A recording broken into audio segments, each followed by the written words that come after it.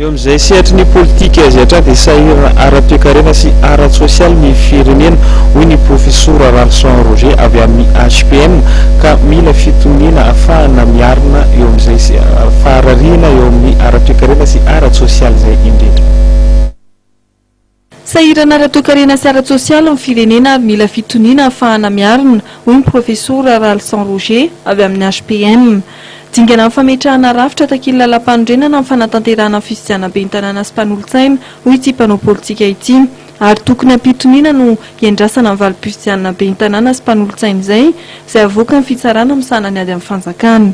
Tsisy tombontsoa antsika mihitsy misy ny krizy indray amin'izao fotoana izao. Fantarintsika tsara fa efa tena miiba dia miiba ny toe-karem-pirenentsika, efa tena miiba koa ny ara-tsosialy eto Madagasikara, ary ny vahoaka dia efa mitady zavatra hafa akoatran'ny hoe krizy mba hialana amin'izany olana mahazo azy isan'andro izany. Izay angamba zara tsy maintsy apetraka voalohany.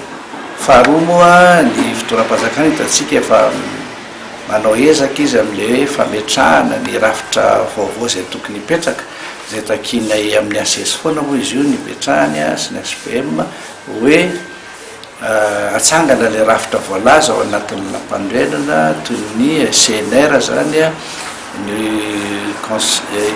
pour la sauvegarde de la démocratie ny CES dia mihevitra izay fa efa misy ny comité d'expert ikarakara ny fanomanana ny fisanganan'ny CNR.